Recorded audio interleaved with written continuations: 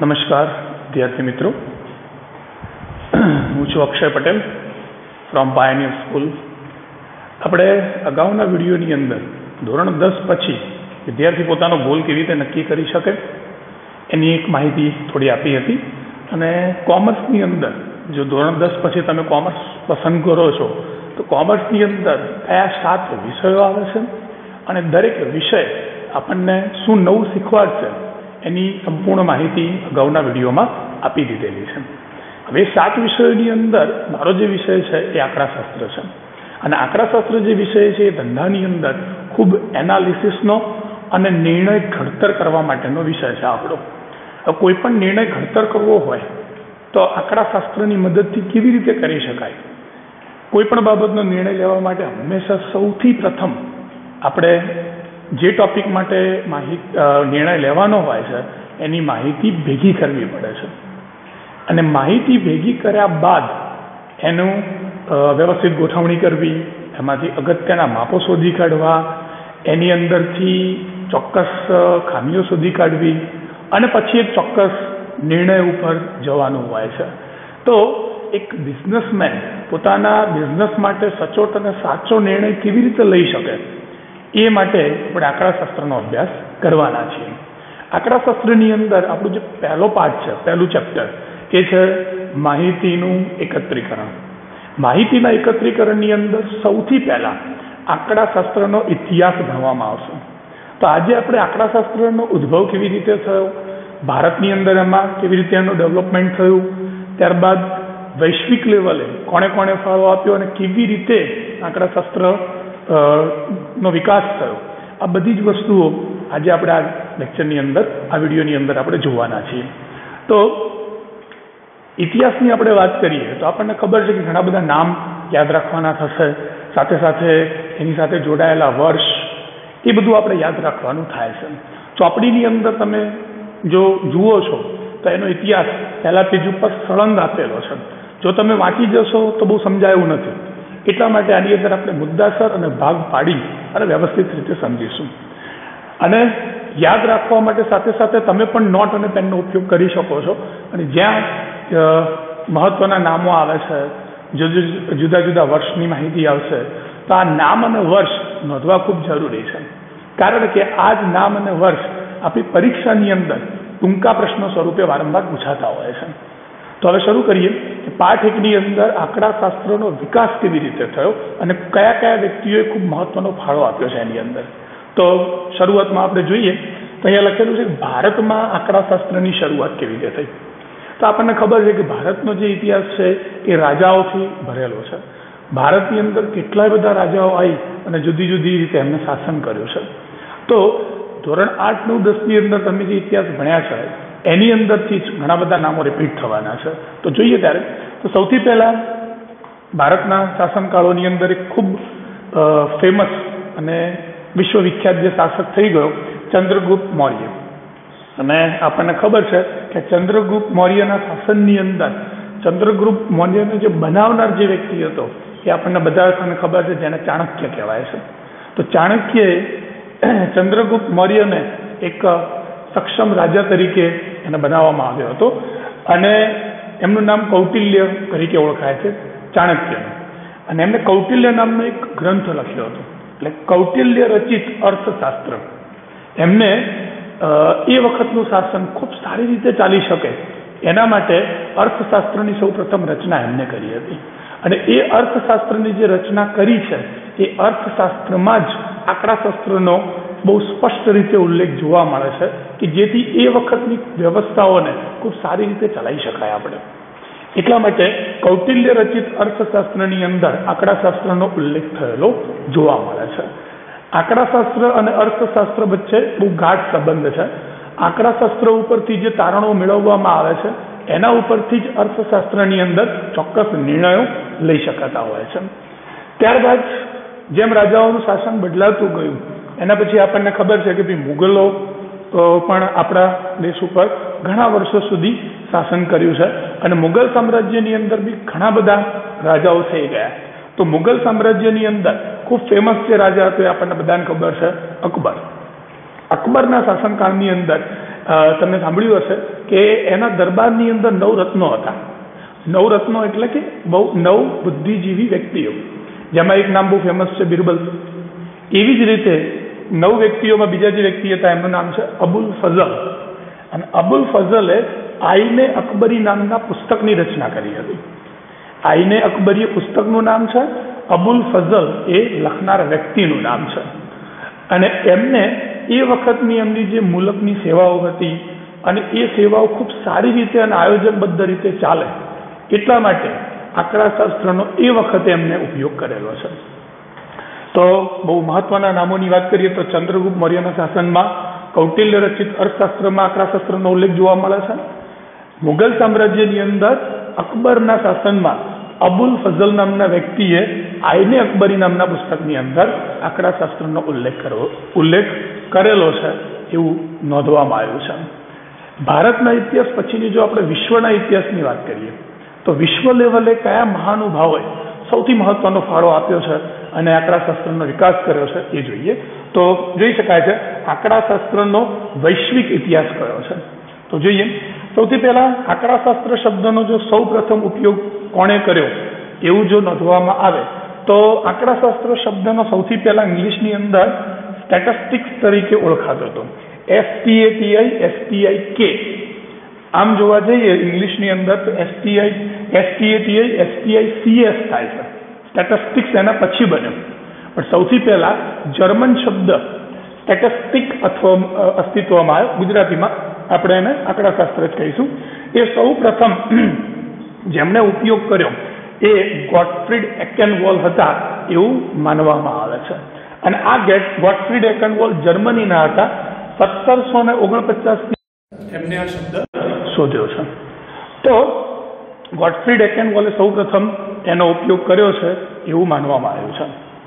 ત્યારબાદ એનસાઇક્લોપીડિયા બ્રિટાનિકા 1797. એનસાઇક્લોપીડિયા બ્રિટાનિકા એક પુસ્તકનું નામ છે અને એ પુસ્તકની અંદર 1797ની અંદર આ પુસ્તકની અંદર આંકડાશાસ્ત્ર શબ્દનો ઉલ્લેખ થયો છે એવું નોંધવામાં આવ્યું છે. ત્યારબાદ જોઈએ તો 17મી 18મી સદીની અંદર આંકડાશાસ્ત્રના પ્રારંભિક પરિણામો એટલે ખૂબ જ પ્રાથમિક પરિણામો, ખૂબ શરૂઆતના પરિણામો. હંમેશા એટલી યાદ રાખજો કે પાછળથી વિકાસ કોઈ બી વ્યક્તિ કરી શકે છે, પણ શરૂઆત કરવી ખૂબ અઘરી હોય છે. તો એવા 2 મહારથીઓ થઈ ગયા જેમનું નામ છે લાપ્લાસ અને ગોસ. આ બંને મહારથીઓ તરીકે ઓળખાય છે કે શરૂઆતના જે પ્રારંભિક પરિણામો છે એ લાપ્લાસ અને ગોસ નામના 2 મહાન આંકડાશાસ્ત્રીઓએ આપેલા છે. તો પરીક્ષામાં પૂછાતું હોય છે કે આંકડાશાસ્ત્રના પ્રારંભિક પરિણામો કયા 2 મહારથીઓએ આપ્યા, તો એમનું નામ છે લાપ્લાસ અને ગોસ. એના પછી રોયલ આંકડાશાસ્ત્રીય સંગઠન. જેમ જેમ આંકડાશાસ્ત્રનો વિકાસ થતો ગયો ત્યાર પછી આંકડાશાસ્ત્રનું એક સંગઠન બન્યું જેનું નામ હતું રોયલ આંકડાશાસ્ત્રીય સંગઠન, જેની સ્થાપના લંડન શહેરમાં થઈ અને 1834ની અંદર થઈ હતી. તો આંકડાશાસ્ત્ર માટે સંગઠનની શરૂઆત જો સૌ પ્રથમ થઈ હોય તો એ લંડન શહેરમાં 1834ની અંદર થયેલી છે. ત્યારબાદ બીજા જે મહાન વ્યક્તિઓ એમાં ફાળો આપ્યો અને આંકડાશાસ્ત્રના વિકાસમાં ખૂબ મહત્વની યોજનાઓ એમને જે બનાવી એમાં કાર્લ પિયર્સન ખૂબ જાણીતા છે. કાર્લ પિયર્સન એ ગાણિતીય આંકડાશાસ્ત્રના રચયિતા તરીકે ઓળખાય છે. કાર્લ પિયર્સન ગાણિતીય આંકડાશાસ્ત્રના રચયિતા છે. એટલે એમને ગણિતનો ખૂબ ઉપયોગ કરી અને આંકડાશાસ્ત્રનું ડેવલપમેન્ટ કર્યું. કયા ક્ષેત્રોમાં એમને ડેવલપમેન્ટ કર્યું તો વિજ્ઞાન, ઉદ્યોગ અને રાજકારણ. આ બધા ક્ષેત્રોની અંદર આંકડાશાસ્ત્રનો ઉપયોગ થાય છે. એટલે આંકડાશાસ્ત્ર એક એવો વિષય છે કે જેનો ઉપયોગ કોમર્સમાં બી થાય છે, સાથે સાથે વિજ્ઞાન એટલે કે સાયન્સમાં બી જોવા મળશે. આ બધા ઉપયોગોના કારણે તેમને ગાણિતીય આંકડાશાસ્ત્રના રચયિતા તરીકે ઓળખાય છે, જેમાં વિશેષ કરીને ગણિતનો ઉપયોગ કરવામાં આવ્યો છે. ત્યારબાદ બીજા એક વ્યક્તિ જેનું નામ છે ફિશર, જે આંકડાશાસ્ત્રના પિતા તરીકે ઓળખાય છે. કાર્લ પિયર્સન છે ગાણિતીય આંકડાશાસ્ત્રના રચયિતા તરીકે ઓળખાય છે, જે નોંધવા જેવું છે. ફિશર જે છે એ આંકડાશાસ્ત્રના પિતા તરીકે ઓળખાય છે, કારણ કે જીવનના ખૂબ મહત્વના ક્ષેત્રોની અંદર એમને ફાળો આપ્યો. કયા તો એક જીનેટિક્સ છે, બાયોમેટ્રિક છે, મનોવિજ્ઞાન, શિક્ષણ, ખેતી, જે જીવનના આપણા ખૂબ અભિન્ન અને જરૂરિયાતના માધ્યમો છે એનો ડેવલપમેન્ટ અને સચોટ દિશામાં એ આગળ વધે એના માટે એમને બહુ જ મહત્વનો ફાળો એમાં આપેલો છે. તો ફિશર એ આંકડાશાસ્ત્રના પિતા તરીકે ઓળખાય છે, જ્યારે કાર્લ પિયર્સન એ ગાણિતીય આંકડાશાસ્ત્રના રચયિતા તરીકે ઓળખાય છે. આ બે મુદ્દા ભેગા ના થઈ જાય એ બહુ ધ્યાનપૂર્વક આપણે જોવાનું રહેશે. તો અહીંયા સુધી જે આપણે વાત કરી એ વૈશ્વિક લેવલે આંકડાશાસ્ત્રની અંદર કયા મહાન વ્યક્તિઓએ અલગ અલગ રીતે ફાળો આપ્યો એ આપણે નોંધ્યું અને એ આપણે જોયું. તો અહીંયા દર્શાવેલા બહુ મહત્વના નામો સાથે સાથે એમની સાથે જોડાયેલા વર્ષ એ યાદ રાખવા જરૂરી છે. ધીરે ધીરે એનું રિવિઝન કરવાથી તમે એને યાદ રાખી શકશો. ત્યારબાદ ભારતની વાત કરીએ એટલે કે આધુનિક ભારત. હવે પેલું જે ભારત હતું એ પ્રાચીન ભારત હતું, ઈસવીસન પૂર્વેનું હતું, પણ હવે જે ભારતની આપણે વાત કરવાના છીએ એ અત્યારનું આધુનિક ભારત છે. તો જોઈએ ભારતમાં આંકડાશાસ્ત્રનો વિકાસ કેવી રીતે થયો અત્યારે હાલની પરિસ્થિતિમાં. તો 19મી સદીની શરૂઆતની અંદર પીસી મહાલનોબિસ નામના વ્યક્તિએ કે જેઓ કોલકાતાના હતા, ઈસવીસન 1931માં કોલકાતા ખાતે તેમને ભારતીય આંકડાશાસ્ત્રીય સંસ્થાની સૌ પ્રથમવાર સ્થાપના કરી હતી. તો ભારતના આધુનિક આંકડાશાસ્ત્રના વિકાસની આપણે જો વાત કરીએ તો પીસી મહાલનોબિસનો ખૂબ મોટો ફાળો છે. અને કોલકાતા ખાતે યુનિવર્સિટીની અંદર એમને ભારતીય આંકડાશાસ્ત્રીય સંસ્થાની એક બહુ મોટી સંસ્થાની એમ કે સ્થાપના બી કરી હતી. અને ભારત આઝાદ થયો અને આપણી જે પહેલી પંચવર્ષીય યોજના બની અને એ પહેલી પ્રથમ જે પંચવર્ષીય યોજના બનવામાં પણ પીસી મહાલનોબિસે પોતાનો ખૂબ મહત્વનો ફાળો આપેલો છે. આ મુદ્દો ચોપડીમાં એટલો ડિટેલમાં નથી આપેલો, પણ તમારી આપણો આંકડાશાસ્ત્રનો અત્યાર સુધીનો ઇતિહાસ. તો આ આંકડાશાસ્ત્રના ઇતિહાસની અંદર ખૂબ મહત્વના નાના નાના પ્રશ્નો પરીક્ષામાં પૂછાતા હોય છે. તો આને નોંધ્યા બાદ તમે એનો શાંતિથી અભ્યાસ કરશો અને સાથે સાથે રિવિઝન કરવાથી આ બધા નામો આપણે સરળતાથી યાદ કરી શકીશું. માહિતીના એકત્રીકરણમાં આંકડાશાસ્ત્રનો ઇતિહાસ સમજ્યા બાદ હવે એકચ્યુઅલમાં માહિતીનું એકત્રીકરણ કેવી રીતે થાય છે અને એની અંદર કયા મહત્વના શબ્દોનો ઉપયોગ થતો હોય છે, એની વ્યાખ્યાઓ કેવી છે, જે આપણા પ્રેક્ટિકલ લાઈફ સાથે પણ એટલી સંકળાયેલી છે. તો એ આ ચેપ્ટરનો બીજો ભાગ છે. પહેલા ભાગની અંદર આપણે આંકડાશાસ્ત્રની શરૂઆત, એની સાથે જોડાયેલા મહાન વ્યક્તિઓ અને કોણે કઈ રીતે ફાળો આપ્યો એટલું આપણે હમણાં આગળ જોયું. હવે જોવાના છીએ માહિતીનું કલેક્શન એટલે કે એકત્રીકરણ કેવી રીતે થાય છે, એના માટે આંકડાશાસ્ત્રના કયા મહત્વના શબ્દો છે, તો એના શબ્દોનો અર્થ અને વ્યાખ્યાઓ જોઈશું આપણે. સૌથી પહેલા શબ્દ આવશે સમષ્ટિ. સમષ્ટિની આપણે વાત કરીએ તો આંકડાશાસ્ત્રમાં શબ્દ છે સમષ્ટિ. આપણી સરળ ભાષાની વાત કરીએ તો એક પ્રકારનો સમૂહ. સમૂહને સમષ્ટિ કહેવાય, પણ ગમે તેવો સમૂહ નહીં. એક એવો સમૂહ કે જેની આપણે માહિતી મેળવવાની છે.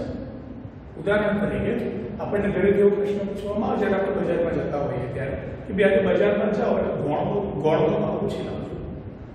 ગોળનો ભાવ પૂછવાનું કીધું તો આપણા મગજમાં કઈ દુકાનો આવશે, તો કરિયાણાની દુકાનો આવશે. બસ એ કરિયાણાની જેટલી દુકાનો છે એનો સમૂહ, એનો મતલબ સમષ્ટિ થશે. એટલે કે સમૂહ ખરી પણ ગમે તેવો સમૂહ નહીં, આપણે જેની તપાસ કરવાની છે એવા એકમોનો સમૂહ એટલે સમષ્ટિ. એટલે સમષ્ટિની વ્યાખ્યા શું થઈ? તપાસના ક્ષેત્રને આવરી લેતા તમામ એકમોના સમૂહને સમષ્ટિ તરીકે ઓળખાય છે. એટલે કે આપણે તપાસના જેટલા એકમો આવશે એવો સમૂહ. હું પહેલા દિવસે જ્યારે ક્લાસમાં ભણાવું છું, મારા કે ક્લાસની અંદર 50 વિદ્યાર્થીઓ છે. 50 વિદ્યાર્થીઓના નામ શું છે એ મને પહેલા દિવસે નથી ખબર. તે 50 વિદ્યાર્થીઓ જોડેથી મારે માહિતી લેવી છે. તો એ 50 વિદ્યાર્થીઓ મારા માટે શું બનશે? એક સમષ્ટિ બનશે, એક સમૂહ બનશે. તો આપણે કોઈ પણ માહિતી જ્યારે શરૂઆતમાં લેવા જઈએ તો ક્યાંથી મળશે એનો વિચાર સૌથી પહેલા કરીએ છીએ. બસ એ બધા એકમો ભેગા કરતા જે સમૂહ બનશે એને સમષ્ટિ તરીકે ઓળખાય છે. સમષ્ટિ એટલે એક મોટો સમૂહ. જ્યારે બીજો શબ્દ અહીં આપેલો છે નિદર્શ. નિદર્શને આપણી સહેલી ભાષામાં આપણે કહીશું નમૂનો. ઇંગ્લિશમાં આપણે સેમ્પલ કહીએ છીએ. તો નિદર્શ એક નમૂનો છે. જો સમષ્ટિ એક મોટો સમૂહ હોય તો નિદર્શ એક નાનો સમૂહ છે. 50 વિદ્યાર્થીઓનો ક્લાસ છે ત્યારે સમષ્ટિ કહેવાય. હવે એમાંથી 5 વિદ્યાર્થીઓ જોડે જે માહિતી મેળવવામાં આવે એ 5 વિદ્યાર્થીઓને પસંદ કર્યા કહેવાય. પસંદ કરાયેલા એકમોનો સમૂહ એટલે નિદર્શ કહેવાશે. તો અહીંયા આપણે જોઈએ છે બીજો શબ્દ છે નિદર્શ. તો નિદર્શના આપણે નમૂનો એટલે કે સમૂહ તરીકે ઓળખીશું, પડે નાનો સમૂહ છે. રોજબરોજની આપણે જે ખરીદી કરવા જઈએ છીએ એમાં તમે જો ધ્યાન આપ્યું હોય તો આપણે સમષ્ટિ આખા સમૂહની તપાસ નથી કરતા, પરંતુ આપણે એક નિદર્શ નમૂનાની તપાસ કરીએ. ઉદાહરણ તરીકે બજારમાં આપણે ચોખા ખરીદવા જઈએ તો ચોખાનું 15 થી 20 કિલોનું કટ્ટું હોય, પણ જ્યારે આપણે વેપારીને પૂછીએ છીએ ત્યારે આપણે શું માંગીએ છીએ કે ભાઈ ચોખાનો નમૂનો બતાવો. એ વ્યક્તિ આપણને એક મુઠ્ઠી ચોખા આપે છે. 15 કે 20 કિલોનું જે આપણું કટ્ટું છે એ સમષ્ટિ થઈ, એમાંથી આપણે એક મુઠ્ઠી ચોખા એક નમૂના તરીકે જોઈએ છે, જેને નિદર્શ કહેવાય છે. એ સમષ્ટિમાંથી અમુક જ પસંદ કરાયેલા એકમોના સમૂહને નિદર્શ તરીકે ઓળખાય છે. આ એની વ્યાખ્યા છે. ત્યારબાદ માહિતી આપણે જે મેળવીએ છીએ એ કેટલા પ્રકારના આપણને મળે છે, એટલે કે માહિતીના પ્રકારો કયા કયા છે. તો જ્યારે જીવનમાં ક્યારે બી આપણે માહિતી મેળવવા જઈએ તો બહુ સરળ એના પ્રકારો છે. એક છે સંખ્યાત્મક માહિતી, ત્યારબાદ છે ગુણાત્મક માહિતી. એટલે કે કોઈ માહિતી આપણે જ્યારે પ્રશ્ન પૂછીએ અને જો જવાબ એનો આપણને આંકડા કે સંખ્યામાં મળે તો એ આપણા માટે સંખ્યાત્મક માહિતી. જો તમને તમારી ઉંમર પૂછવામાં આવે, વજન પૂછવામાં આવે, અગાઉના વર્ષના પરિણામની ટકાવારી પૂછવામાં આવે તો આ બધા જ જવાબો સ્વાભાવિક છે તમે આંકડામાં એટલે કે સંખ્યામાં આપશો.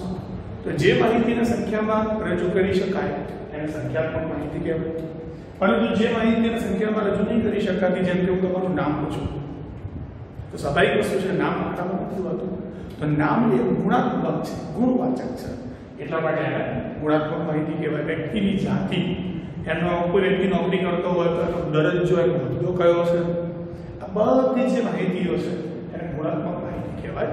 એટલે કે જે માહિતીને સંખ્યામાં રજૂ નથી કરી શકાતી એવી માહિતીને ગુણાત્મક માહિતી આપણે કહીશું. તો જ્યારે માહિતી મેળવીએ આવા બે સ્વરૂપે માહિતી આપણને મળતી હોય છે. હવે આપણે માહિતી જ્યારે મેળવવા જઈએ છીએ તો જે રીતે આપણે માહિતી મેળવીએ છીએ એ પ્રમાણે માહિતી કઈ રીતે મળે. પછીનો શબ્દ આપણે જોઈ શકીએ છીએ પ્રાથમિક માહિતી, જેને ઇંગ્લિશમાં પ્રાઇમરી ડેટા તરીકે પણ ઓળખાય છે. પ્રાઇમરી શબ્દ આપણે ઘણી બધી જગ્યાએ સાંભળ્યો, જેમ કે પ્રાઇમરી સ્કૂલ છે, પ્રાઇમરી એટલે કે પ્રાથમિક સારવાર છે. પ્રાઇમરી એટલે ખૂબ શરૂઆતના તબક્કા. પ્રાઇમરી સ્કૂલ, પ્રાથમિક સ્કૂલ આપણે કોને કહીએ છીએ? ધોરણ 1 થી જેની શરૂઆત થતી હોય કે આપણા એજ્યુકેશનનો પાયો છે, શરૂઆત છે, તો એ પ્રાથમિક માહિતી બનશે. તો જ્યારે આપણે માહિતી મેળવવા જઈએ અને વર્તમાનની હોય અને શરૂઆતના તબક્કાની, શરૂઆતની હોય હંમેશા વર્તમાનની જોવાની, એવી માહિતીને પ્રાથમિક માહિતી તરીકે ઓળખાય છે. જ્યારે કોઈ રિપોર્ટર હોય એ ઘટના સ્થળે પહોંચી સૌ પ્રથમ વાર જે માહિતી મેળવે છે એ એના માટે પ્રાથમિક માહિતી બનશે. એના માટે સ્કૂલની તમે જે શરૂઆત કરો, ધોરણ 1 થી માંડી જે શરૂઆતમાં 7 ધોરણ સુધી ભણે એને પ્રાથમિક કહેવાય છે. ત્યારબાદ સેકન્ડરી સ્કૂલ ચાલુ થાય છે, ધોરણ 9 અને 10 ની વાત કરીએ, 8 અને 10 ની અંદર. તો સેકન્ડ આપણો શબ્દ એ છે ગૌણ માહિતી, એના પછીની માહિતી. પ્રાઇમરી જે ડેટા છે એ ફર્સ્ટ ટાઈમના છે, જ્યારે ગૌણ માહિતીને ઇંગ્લિશમાં સેકન્ડરી ડેટા કહેવાય છે. સેકન્ડરી ડેટાનો અર્થ શું થાય? બીજી વખત જે માહિતીનો આપણે ઉપયોગ બીજી વખત કરીએ એ આપણા માટે ગૌણ માહિતી બનશે. ગૌણ માહિતી કેવી રીતે હોય? હમણાં રિપોર્ટરની વાત કરતો હતો, રિપોર્ટર પોતે જે માહિતી મેળવી પહેલી વાર એ એના માટે પ્રાથમિક, પણ એ એના વિશે આર્ટિકલ લખે છે અને છપાય છે. એ છપાયેલી માહિતી બીજા દિવસે તમારા ઘરે આવે ન્યૂઝપેપરમાં. તો ન્યૂઝપેપરમાં આપણે જે માહિતી વાંચીએ છીએ, જોઈએ છે અને એના ઉપરથી જે માહિતી મેળવીએ છીએ એ બધી જ માહિતી ગૌણ માહિતી છે, સેકન્ડરી ડેટા બનશે. ફર્સ્ટ ટાઈમ મેળવવાની માહિતી પ્રાથમિક માહિતી, એ માહિતીનો તમે ફરીથી ઉપયોગ કરો એટલે સેકન્ડ ટાઈમ થઈ ગયું, એટલા માટે એને ગૌણ માહિતી તરીકે ઓળખાય છે. માહિતી આપણે કેવી રીતે ઉપયોગમાં લઈએ છીએ એ પ્રમાણે પ્રાથમિક માહિતી અને ગૌણ માહિતી જેવા શબ્દો બને છે. ત્યારબાદ પ્રાથમિક માહિતી એટલે કે શરૂઆતના તબક્કાની માહિતી કેવી રીતે મેળવાય હવે એ જોઈશું આપણે. નેક્સ્ટ અહીંયા જોઈ શકાય છે પ્રાથમિક માહિતી મેળવવાની રીતો કઈ છે.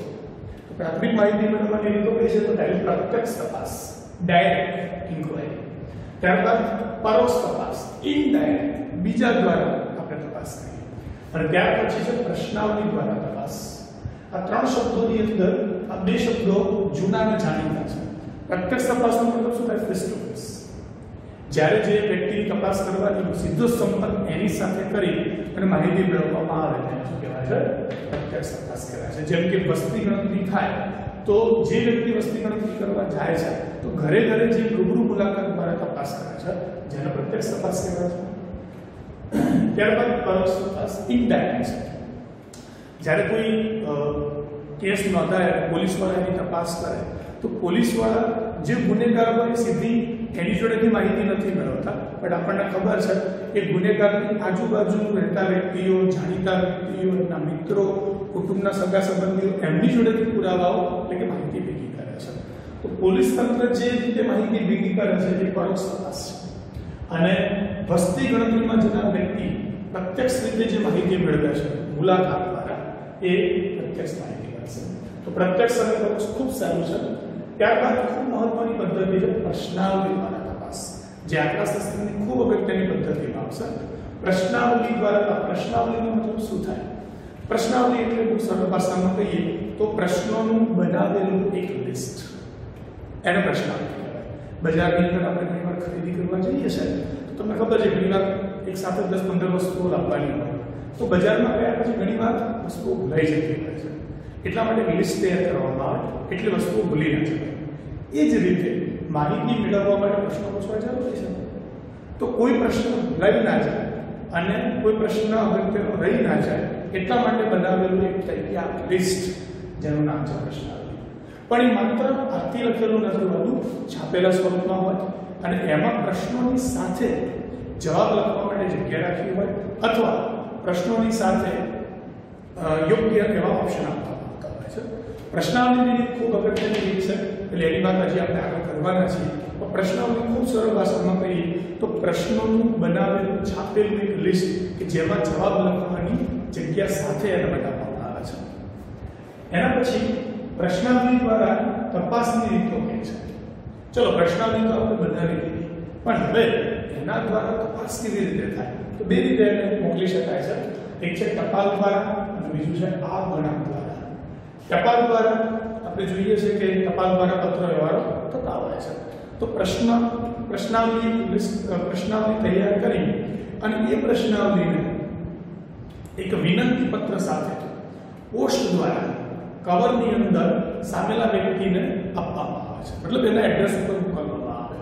વિનંતી પત્ર એટલા માટે એવું કોઈ બી પ્રશ્નાવલી વ્યક્તિને મળે તો પ્રશ્નાવલી શાના માટે છે, એનો હેતુ શું છે, તેનાથી એનો શું ફાયદો થશે એવું સમજાવતું એક વિનંતી પત્ર હોય। પણ એ વિનંતી પત્ર સમજી અને એનો હેતુ સમજી અને એ વ્યક્તિ એ પ્રશ્નોના જવાબ ભરશે અને એ પ્રશ્નના જવાબ પરત એ મોકલાવી શકે એટલા માટે પ્રશ્નાવલી સાથે વિનંતી પત્ર સાથે એક તૈયાર ટિકિટ ચોંટાડેલું કવર પણ મોકલાવવામાં આવે છે કે જેથી સામેલા વ્યક્તિએ કોઈ ખર્ચ ના કરવો પડે।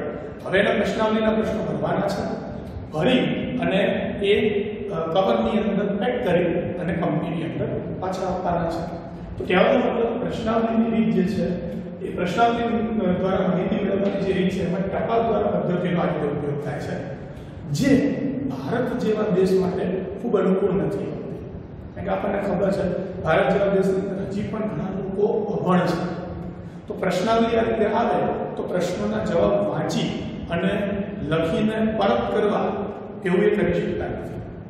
જે વર્ગ ભણેલો છે કે જે વાંચી શકે છે, લખી શકે છે, પણ એની અંદરથી ઘણો મોટો વર્ગ એવો છે કે જે સહકાર આપવા તૈયાર નથી થતો હતો, દ્વારા માહિતી મેળવવાની જે રીત છે એ વધારે અનુકૂળ આવતી નથી થતી। બીજી પદ્ધતિ એમાં છે આ ગણક દ્વારા તપાસ। આ ગણકનો સરળ અર્થ કરીએ તો વ્યક્તિ દ્વારા તપાસ। પ્રશ્નાવલી જે છે જેમ ટપાલ દ્વારા જાય એમ જે તે વ્યક્તિ પોતાની સાથે લઈને જશે, સામેલા વ્યક્તિનો પ્રશ્ન પૂછશે અને એ જે જવાબ આપશે એની અંદર નોંધશે અને નોંધ્યા પછી એ પ્રશ્નાવલીને પરત લાવશે। ભારત જેવા દેશ માટે આ ગણક દ્વારા તપાસ જે થાય છે એ ખૂબ અનુકૂળ પદ્ધતિ છે, કારણ કે વ્યક્તિ પોતે જ પ્રશ્નાવલી લઈને જાય છે અને ચોક્કસ રીતે એને ભરી અને પાછી પકડાવે છે। એટલે કે આ ગણક દ્વારા તપાસ એ વ્યક્તિ દ્વારા થતા, એટલે કે પ્રશ્નાવલી દ્વારા થતી તપાસ જ છે, પણ આ પ્રશ્નાવલી મોકલવાની બે રીતો છે। ટપાલ દ્વારા મોકલી શકાય, ટપાલ દ્વારા ભરી પાછી આવે. અને આ ગણતરી વ્યક્તિ પોતે લઈ જશે અને પોતે ભરી પાછી આવશે. તો આ એની બે પદ્ધતિઓના નામ છે. હવે પ્રશ્નાવલી આપણે જે હમણાં સમજ્યા એના માટે ખૂબ મહત્વનો પ્રશ્ન એક પૂછાય છે કે આદર્શ પ્રશ્નાવલીના લક્ષણો કયા? પ્રશ્નો આપણે ગમે તે બનાવી દઈએ તો ચાલતું નથી. તો પ્રશ્નો કેવા હોવા જોઈએ કે જેથી બનતી જે પ્રશ્નાવલી છે એ ખૂબ આદર્શ અને ખૂબ સરસ પ્રશ્નાવલી કહી શકાય. તેની અંદર બે ત્રણ મુદ્દાઓ ખૂબ મહત્વના મહત્વા જેવા છે. અહીંયા જે પ્રશ્નો પૂછવામાં આવે છે એ સામેલા વ્યક્તિની પરીક્ષા લેવા માટે નથી પૂછવાના. અહીંયા જે પ્રશ્નો પૂછવાના છે એ આપણે માહિતી મેળવવી છે એટલે પૂછવાના છે. તો પ્રશ્નો જે છે ખૂબ અઘરા ના હોવા જોઈએ. પ્રશ્નોની ભાષા જે છે એ ખૂબ સરળ હોવી જોઈએ. પ્રશ્નોની જે સંખ્યા કહીએ એ પણ બને એટલી ઓછી ના હોવી જોઈએ કે જેથી સામેલા વ્યક્તિને માહિતી આપવામાં ખૂબ કંટાળો ના આવે. પ્રશ્નોની સંખ્યા ખૂબ મોટી હોય તો બની શકે સામેલા વ્યક્તિ આપણને સહકાર ન પણ આપે. આની અંદર પ્રશ્નોની જે ભાષા વપરાય છે દ્વિઅર્થી ભાષા આપવી જોઈએ. આપણને ખબર છે ગુજરાતીની અંદર એક જ શબ્દના ઘણા બધા અલગ અલગ મિનિંગ નીકળતા હોય. તો દ્વિઅર્થી ભાષાનો ઉપયોગ આપણે ન કરવો જોઈએ. સામાન્ય વ્યક્તિના અંગત જીવનને લગતા પ્રશ્નો પૂછી શકાય. કારણ કે કોઈ પણ વ્યક્તિની પર્સનલ લાઈફમાં ઇન્ટરફિયર કરવાનો આપણો અધિકાર નથી. તો એના અંગત જીવનના પ્રશ્નો જેમ કે એની આવક કેટલી છે, તો એવા અંગત જીવનના જે પ્રશ્નો છે તે આપણે નથી પૂછી શકતા હોતા. અને પ્રશ્નો જે પૂછવામાં આવે છે તાર્કિક રીતે ક્રમબદ્ધ રીતે પૂછવા જોઈએ અને એનો ક્રમ જે છે એ સચોટ જળવાવો જોઈએ. આપણે કોઈ વ્યક્તિને એમ પૂછવા માંગતા હોઈએ કે તમારી આવક કેટલી છે અને પછી તમે એમ પૂછો કે નોકરી કરે છે કે તો આ પ્રશ્નો જે છે તાર્કિક ક્રમમાં નથી.